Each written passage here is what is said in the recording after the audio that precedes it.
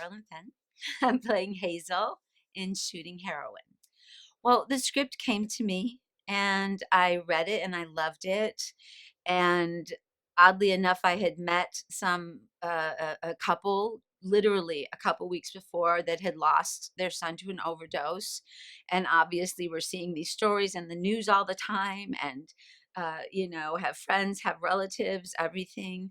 To be able to be a part of something that has a message, an important message to the world, I was thrilled, and I loved Hazel because I hadn't done a role like her, and she reminded me of my grandma, and she was just, sweet and trying to do the right thing, and yeah. The experience has been wonderful because it's been such a great cast, first of all. Um, and even more important than that is that a director sets a tone. And our director is peaceful and wonderful and creative and patient and very respectful of everybody. And this is very, very important to have this family come together. We have a lot of work to do and, not necessarily so much time. And so being able to keep peace in that environment it's essential. It keeps your heart open. It makes you feel kind of safe. And that's it's a big deal. It's important and it's rare. I connect with Hazel a lot through my grandmother, because my grandmother, first of all, had deep faith, and she always had a calm. And I sometimes had to stop myself from getting too big, and too like Detroity.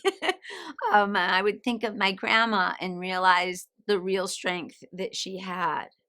Um, and even kind of the arc of like feeling completely helpless, feeling completely broken, feeling like there's nothing you can do, and learning, well, maybe I can, maybe even just one person, and joining with these other people can make a difference in the world. And I believe that that's true. And I believe that it takes courage to do that.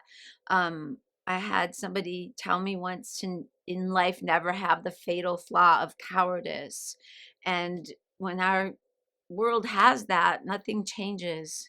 So even to make the movie doesn't have it, to have all these wonderful actors doesn't have it, to have our director at the helm, it's just, it's important.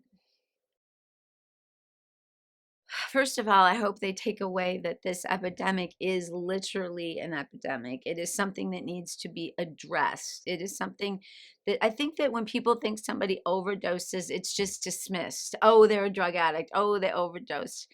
And I'm always very interested in, I believe that addiction and these things are a symptom of something bigger. And they're speaking to something that's missing in our society. And there's some kind of a lack of connectedness and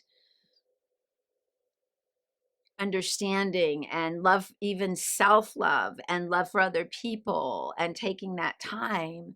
Um so I hope that through the characters and seeing the pain that it brings, that people will understand, like when there's an overdose, maybe it needs to be investigated. Maybe we need to see what preceded this. Why are they needing to escape? you know I think that it's important to not just, people are not disposable. Nobody is disposable. And if in humanity, that's a really big problem. Everybody has a story and everybody has self-worth, or they have worth. Maybe the problem is they don't have the self-worth. But if we see them and we love them and we talk to them and we listen to them, maybe we can begin to change this, because we're in a fallen world and it needs help. I love the scene when it was written that, she's out there painting these signs, and the signs kind of don't say what she wants them. Well, they say what she wants them to say mainly, which is don't hate your mother. Yeah, I think it's fun. I think it's sweet.